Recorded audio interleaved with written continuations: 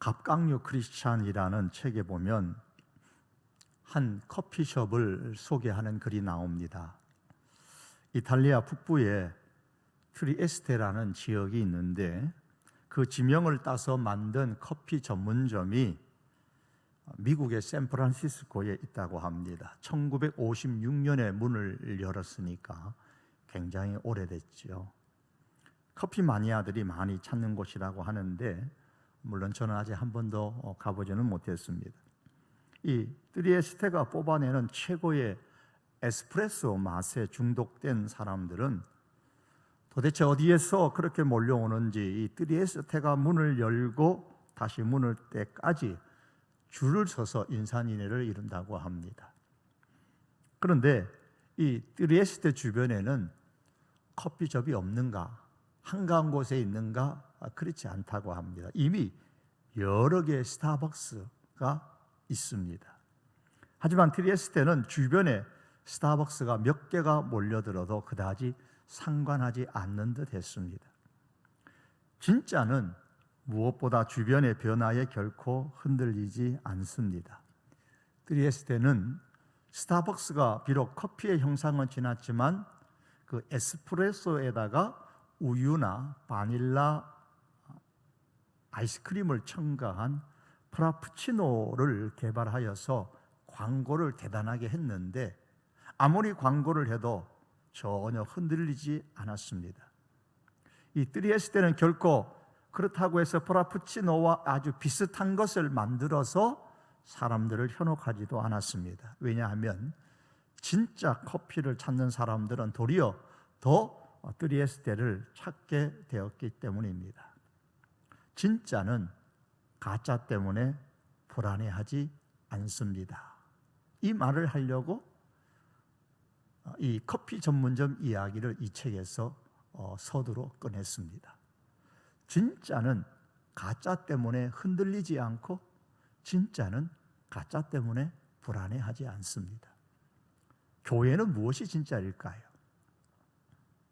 성경이 진짜입니다. 성경이 진짜라고 하면 사람들의 반응은 누가 그래? 그건 너네 예수쟁이들이 하는 말이지 난 안 믿어 라고 합니다. 다시 말해서 사람들은 성경이 진짜라는 증거를 원합니다. 성경이 진짜라는 증거를 여러 측면에서 말할 수 있으나 그 중에 하나는 예언의 성취입니다. 성경은 27%, 즉 전체의 약 3분의 1이 역사나 혹은 개인에 관한 예언으로 구성되어 있습니다. 존 메가더는 이에 대해서 이렇게 말했습니다. 과학자이자 수학자인 피터 스토너라는 사람은 성경 예언의 실현 가능성을 확인하기 위해서 확률의 원칙을 이용을 했습니다. 이 원칙은 만일 한 가지 일이 일어날 확률이 m에서 1이고 다른 일이 일어날 확률이 n에서 1이라면 두 예언이 다 실현될 확률은 m 곱하기 n에서 1이라고 합니다. 이 방정식은 보험률을 적용하는 데도 쓰인다고 합니다.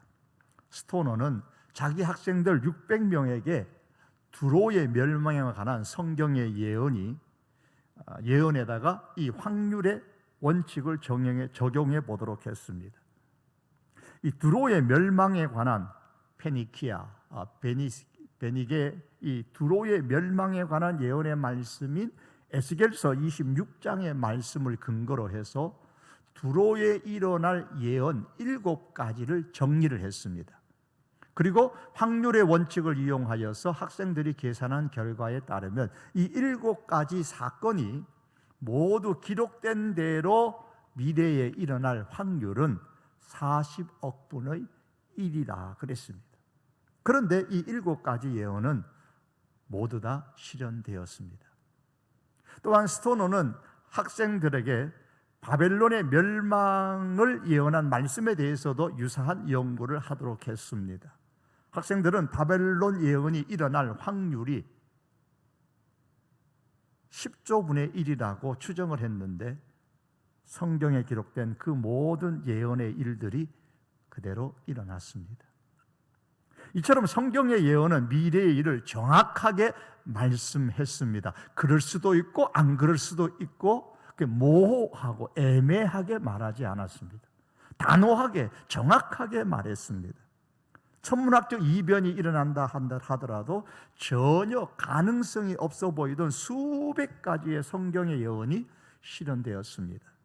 이런 예언의 실현은 성경이 진짜다라는 가장 객관적인 증거 중에 하나입니다. 하지만 이보다 더 많은 증거가 있다고 할지라도 사람이 믿지 않는다면 소용이 없습니다. 결국은 성경이 진짜인가라는 질문에 대한 대답은 믿음의 문제이지 논쟁의 문제가 아닙니다. 객관적인 증거를 가지고 누군가를 지적으로 열심히 설득했다 하더라도 그 사람은 여전히 성경이 진짜라는 사실을 믿지 않고 받아들이지 않을 수 있습니다. 그러므로 실제로 성경이 진짜라고 믿는 것은 성령님께서 사람의 마음과 머리에 역사하시는 것뿐입니다. 그런데 구약 성경에 기록된 수많은 예언들 가운데 가장 독보적인 예언은 인간을 구원할 메시아가 오실 것이다 라는 예언입니다. 메시아에 관한 예언은 최소한 예수님이 오시기 400년 전에 된 것입니다. 최소한이 그렇습니다. 진짜인 성경이 인간을 구원할 메시아가 오실 것이라고 예언했으니 인간을 구원할 메시아가 오신다라는 그 예언의 말씀은 진짜입니다. 성경은 장차 메시아가 오실 것이라는 것만 예언한 것이 아니라 오실 메시아가 어떤 분으로 오실 것인가, 왜 오시는가에 대해서도 예언을 했습니다. 메시아에 관한 구약 성경의 예언의 말씀은 많이 있지만 그 중에 하나가 본문의 말씀입니다. 본문의 말씀은 장차 메시아가 왕으로 오신다고 예언했습니다. 스가랴서 9장은 메시아의 오심에 대한 예언의 말씀인데 이 9절 말씀에 시온에 따라 크게 기뻐할지어다 예루살렘에 따라 즐거이 부를지어다 보라 내 왕이 내게 임하시나니 왕이 임한다 그랬습니다. 메시아가 왕으로 오실 것이다 라는 예언입니다. 하지만 의문은 있습니다. 과연 그럼 구약에서 예언한 메시아가 신약의 예수님일까요? 다른 존재는 아닐까요? 메시아가 예수님이 아니라 아직 오지 않은 그 어떤 다른 누구일까요? 아니면 이미 왔는데 다른 누구일까요? 요한복음 4장에 예수님과 수가성 여인과의 대화에서 여인이 말합니다. 메시아 곧 그리스도라 하는 이가 오실 줄을 내가 안다 그랬습니다.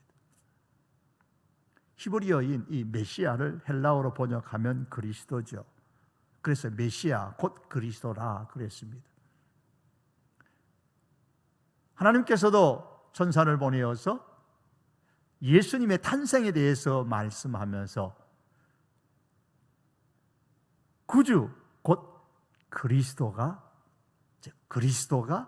메시아가 탄생할 것이다 그랬습니다. 예수님의 탄생에 대해서 말하면서 메시아가 탄생할 것이라고 했습니다. 이와 마찬가지로 이 수가성 여인이 그걸 믿은 거죠. 내가 듣기에 너희 성경에는 메시아 곧 그리스도가 하는 이가 오신다고 한 것을 내가 안다 라고 하니까 예수님의 대답이 뭐냐면 내가 그라 그랬어요. 내가 바로 메시아다 그러셨습니다. 또한 예수님께서 붙잡혀 대제사장 앞에 섰을 때에 대제사장이 예수님께 물었습니다. 대제사장이 다시 물어 이르되 내가 찬송받을 이의 아들 그리스도냐? 내가 그리스도냐? 라는 질문은 내가 메시아냐? 라는 질문이죠. 이에 대해 예수님은 단언적으로 말씀하셨습니다. 내가 그니라. 내가 메시아다 그러셨어요. 신약성은 헬라어로 기록되었기 때문에 예수님에 대해 메시아라는 단어 대신에 그리스도라는 단어를 사용을 했죠. 예수님께서 너희는 나를 누구라 하느냐라는 질문에 베드로는 주는 그리스도시요 라고 했습니다. 메시아입니다 라고 대답을 합니다. 그 이후에 예수님 승천하신 이후에 베드로는 또다시 예수님에 대해 표현하기를 너희를 위하여 예정하신 그리스도 곧 예수를 보내시니리. 하나님께서 예정하신 예언한 그 그리스도 예수를 보낸다. 그렇게 베드로가 고백을 했습니다. 예수님이 곧 메시아라 그랬어요. 여러분 신약 성경을 한번 서신서를 특별히 많이 읽어보십시오. 예수 그리스도, 그리스도 예수라는 표현은 이 신약 성경에 너무 많아서 다 열거할 수가 없을 정도입니다. 그러므로 구약 성경에서 예언한 오실 메시아는 바로 예수님이십니다. 다른 누가 아닙니다. 그럼 메시아는 왕으로 오신다고 예언했는데 과연 예수님은 왕으로 오시는가요? 세상 사람들이 다 아는 바대로 예수님은 궁궐이 아니라 거처할 여간방도 없어서 말 먹이통 안에서 탄생하셨는데 그런 예수님이 과연 왕으로 세상에 오신 것일까요? 누가복음 1장 31절과 33절의 말씀에 보면 천사 가브리엘이 마리아에게 나타나서 이렇게 말합니다. 보라, 내가 잉태하여 아들을 낳으리니 그 이름을 예수라 하라. 주 하나님께서 그 조상 다윗의 왕위를 그에게 주시리니 영원히 야곱의 집을 왕으로 다스릴 것이라. 그 나라가 무궁하리라. 아들을 낳을 것인데 이름을 예수라 하라. 그에게 다윗의 왕위를 줄 것이고 영원히 야곱의 집을 다스릴 것이고 그의 나라는 무궁할 것이다. 예수님이 왕으로 오신다라는 말씀입니다. 또한 예수님께서 탄생하셨을 때에 동방의 박사들은 예루살렘에 가서 물을 때에 유대인의 왕으로 나시니가 어디 계시냐라고 했습니다. 그리고 예수님께서 공생의 마지막 총독 빌라도 앞에 섰을 때에 빌라도가 물었습니다. 내가 유대인의 왕이냐? 예수님에 대한 이 빌라도의 첫 번째 질문, 내가 유대인의 왕이냐? 이 질문은 마태, 마가, 누가, 요한 즉 사복음서에 다 나옵니다. 그만큼 중요하다는 말씀이죠. 이에 대해 예수님께서 대답하셨습니다. 요한복음 18장 37절에만 보면 예수께서 대답하시되 내 말과 같이 내가 왕이니라. 내가 이를 위하여 태어났으며 이를 위하여 세상에 왔나니 라고 하셨습니다. 이를 다 종합해 볼 때 예수님은 구약 성경이 왕으로 오시리라고 예언한 바로 그 메시아이십니다. 그런데 지금까지 살펴본 바에 예수님께 붙은 수식어가 다윗의 왕위를 이은 왕, 야곱 집의 왕, 유대인의 왕입니다. 대한민국의 왕, 그런 말 없잖아요. 그럼 대한민국 국민인 우리와는 상관이 없는 왕은 아닐까요? 예수님께서 부활하신 이후에 성경은 예수님에 대해서 이렇게 말씀합니다. 빌립보서 2장 10절과 11절에 보면 하늘에 있는 자들과 땅에 있는 자들과 땅 아래에 있는 자들로 모든 무릎을 예수의 이름에 꿇게 하시고 모든 입으로 예수 그리스도를 주라 시인하라 그랬습니다.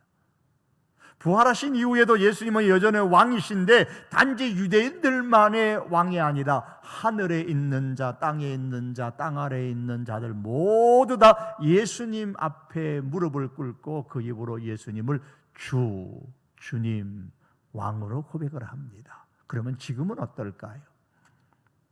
세상의 종말에 관한 말씀이 요한계시록 17장에 나오는데 사단을 의미하는 큰 음녀가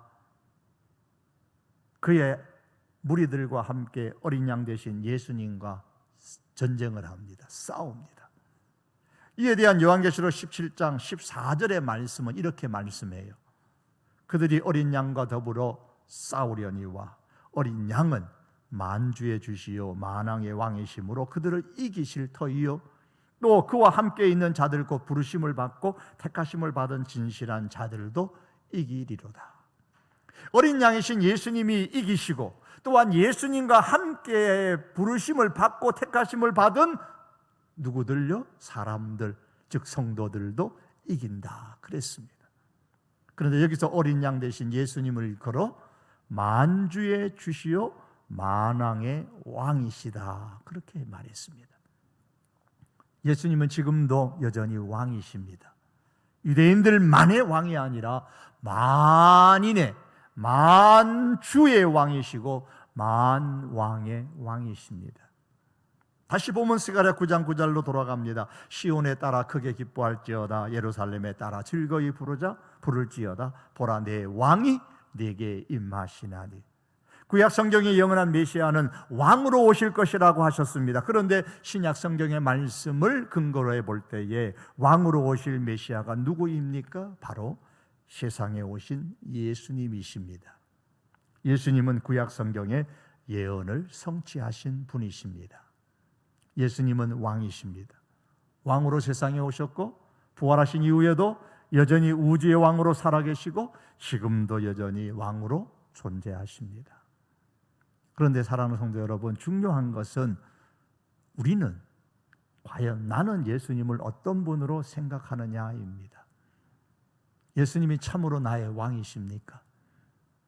빌라도 앞에서 대제사장은 이렇게 말했습니다. 가이사 외에는 우리에게 왕이 없나이다. 가이사가 우리의 왕입니다. 예수는 우리의 왕이 아닙니다.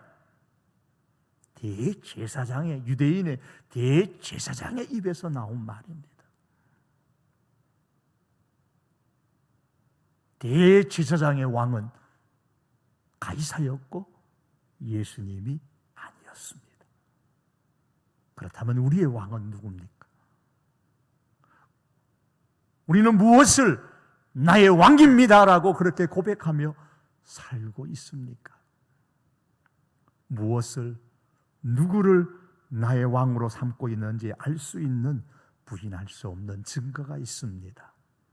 그것은 내 삶을 무엇이 좌지우지하고 있는지를 보면 압니다.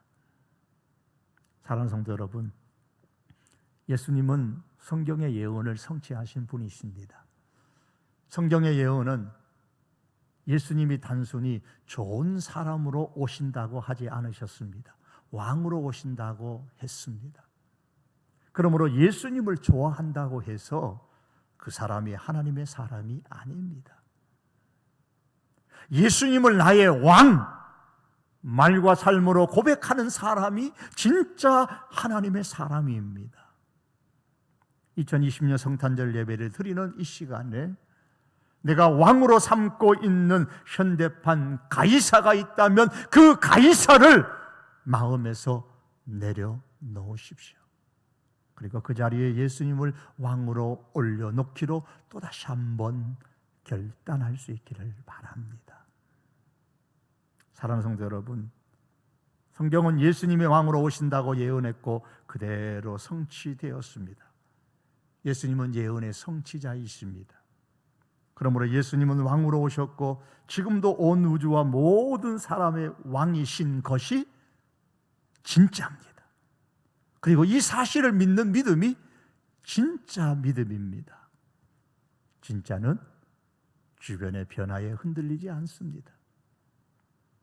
진짜는 가짜 때문에 불안해하지도 않습니다.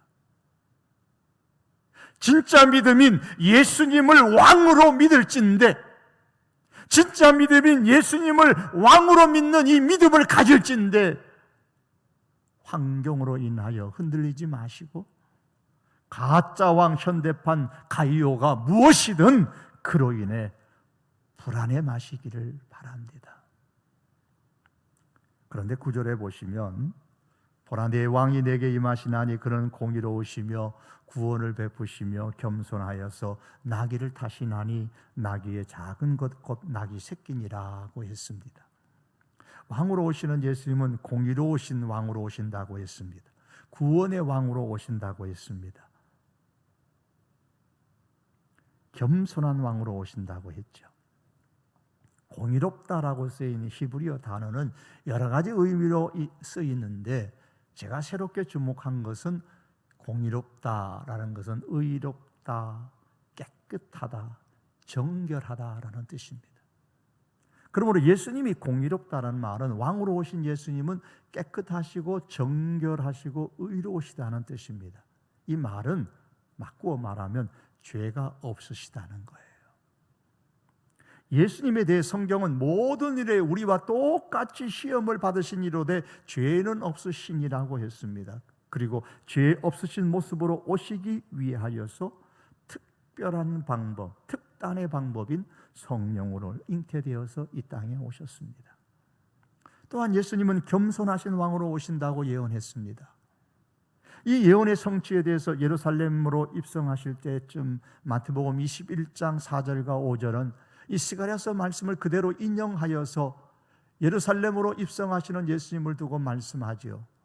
이는 선지자로 하신 말씀을 이루려 하심이라 일렀으되 시온 딸에게 이르기를 내 왕이 내게 임하나니 그는 겸손하여 낙이 곧 멍에 매는 짐승의 새끼를 탔도다 하라 하였느니라. 스가랴 9장 9절은 예수님은 왕으로 오셨지만 백마를 타시고 오시는 것이 아니라 낙이 새끼를 타고 오실 것이라 그렇게 예언을 했고, 이 말씀대로 예수님은 낙이 새끼를 타고 예루살렘으로 입성하셨습니다. 나귀는 그 당시에 가장 미천한 동물로 인식되어졌는데, 따라서 왕으로 오신 예수님께서 나귀 새끼를 타셨다라는 말씀은 예수님의 겸손을 말하는 거예요. 그래서 그는 겸손하여 나귀, 곧 나귀의 새끼를 탔다라고 말씀하고 있는 겁니다. 그리고 예수님은 또한 구원의 왕으로 오신다고 예언을 했습니다. 본문 앞에 1절에서 8절의 말씀 보면 예수님께서 세상에 오시기 전에 유대 나라의 주변에서 큰 사건들이 일어날 것이라고 예언을 했죠. 수리아, 즉 아람, 베니게, 즉 페니키아, 두로와 시돈입니다. 블레셋 나라의 멸망에 대한 예언을 했습니다. 이러한 이스라엘 주변 나라들의 멸망에 대한 예언은 스가랴 선지자가 예언한 지 200년 후인 주전 332년에 유명한 헬라의 알렉산더 대왕에 의해서 다 성취되었습니다. 그 중에 특별히 스가랴서 9장 2절과 4절에는 두로와 시돈, 즉 페니키아 제국의 멸망에 관한 예언이 나옵니다. 2절에 보면 그들은 과학기술을 발달시키는 지혜가 탁월했습니다. 이로 인해 당시의 해상권을 장악하고 어마어마한 부를 축적했습니다. 워낙 부를 바탕으로 해서 강력한 해상 도시를 지녔기 때문에 이 나라가 멸망할 것이라고는 누구도 생각을 못했던 그때에 하나님께서는 선지자를 통해서 두로의 멸망을 예언하셨습니다. 3절에 보면 그들은 은을 티끌같이 금을 거리에 진흙같이 쌓았다 그랬습니다. 그리고 성을 쌓아 자기들의 부와 요새를 믿고서 스스로를, 에스겔서에 보면, 이사야서에 보면 스스로를 신이라고 불렀습니다. 그러나 결국엔 알렉산더의 7개월의 공격 끝에 무너지고 말았습니다. 해상무역을 통해 보통 사람들이 상상할 수 없는 부를 이룬 나라, 바다에서 가장 강한 민족, 어느 나라의 공격에도 끄덕없이 이길 수 있다고 확신했던 나라, 알렉산더가 다른 어떤 나라보다도 힘들게 함락시켰던 그 나라. 하지만 이런 두로가 성경에 예언된 대로 그대로 망했습니다. 그것도 세계의 역사가들은 알렉산더가 정복했다 그러지만 성경은 4절에 보시면 주께서 정복하실 것이라 했고 그대로 성취되었습니다. 즉 그들의 멸망은 하나님의 심판이었다라는 말씀입니다. 아무리 지혜롭게 성을 굳건하게 쌓아도 그 성 안에 아무리 많은 재물을 축적해 두어도 그것들이 하나님의 심판으로 인한 멸망을 막아줄 수는 없었습니다. 성경은 말씀합니다. 하나님이 그 성 중에 계심에 성이 흔들리지 아니할 것이라 새벽에 하나님이 도우시리라.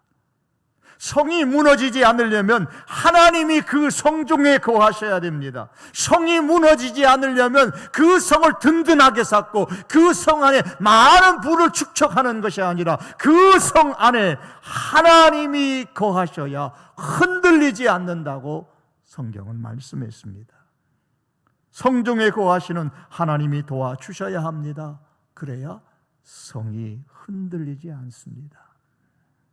제물로도 지혜로도 성으로도 하나님의 심판으로 인한 그 멸망을 막지 못함을 말씀하신 이후에 8절까지 다 말씀하고 나서 성경은 그 다음에 이렇게 말씀합니다. 그러나 하나님의 심판으로 인한 멸망을 막을 수 있는 한 가지 방법이 있다.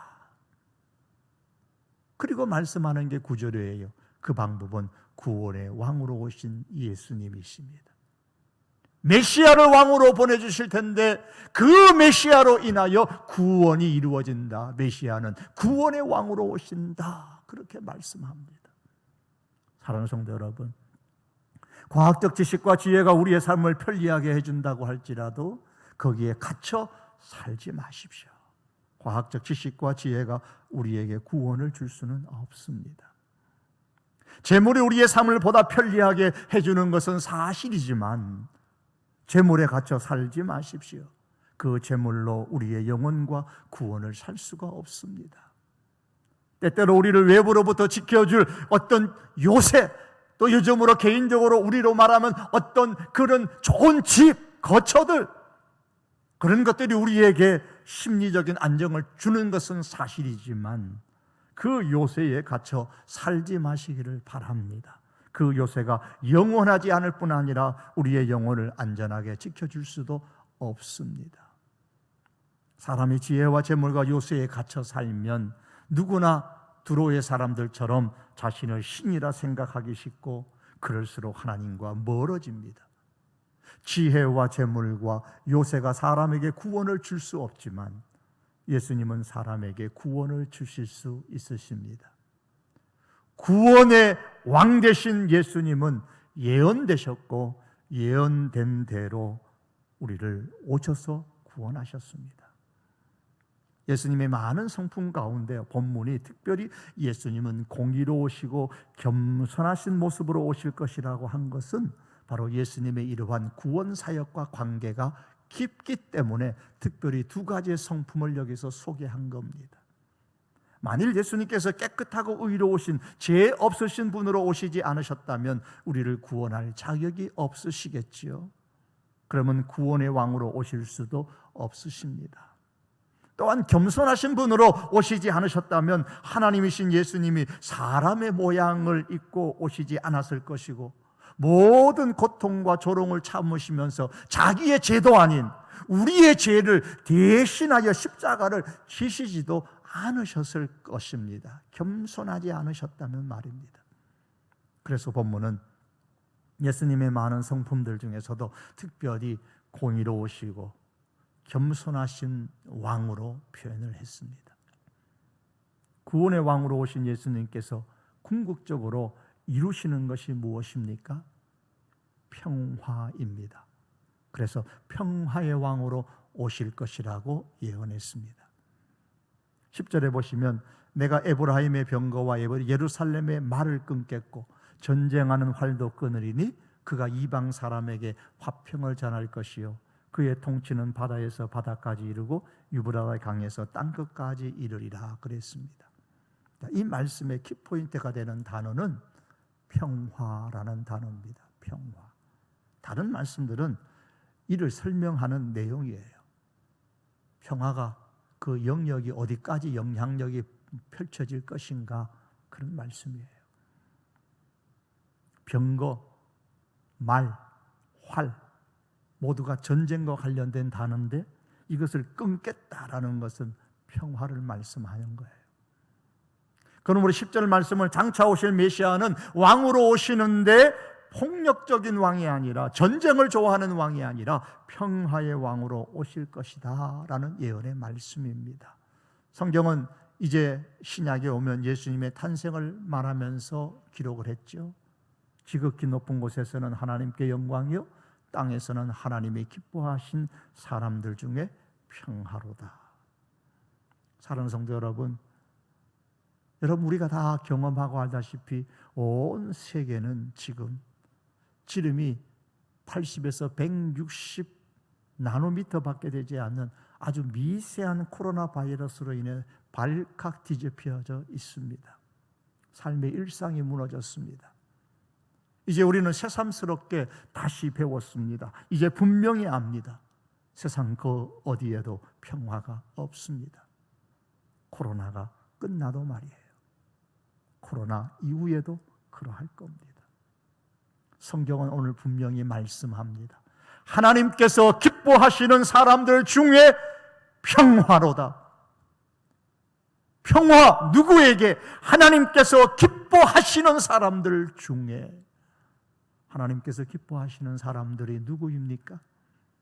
스가랴서 본문이 예언한 왕으로 오실 메시아, 그리고 신약 성경이 성취한 왕으로 오신 구원의 예수님을 믿는 사람들이 바로 하나님께서 기뻐하시는 사람들입니다. 평화는 예수님 안에 있습니다. 그러므로 성도 여러분, 평화를 줄 것이라고 믿고 움켜잡고 있는 세상의 것을 내려놓으십시오. 평화를 얻으려면 먼저 놓아야 합니다. 주먹을 꽉 쥐고 놓지 않으면 결코 새로운 것을 얻을 수 없습니다. 꽉 쥐고 있는 그 세상의 것을 놓고 예수님을 붙잡으면 하나님께서 주시는 평화를 얻습니다.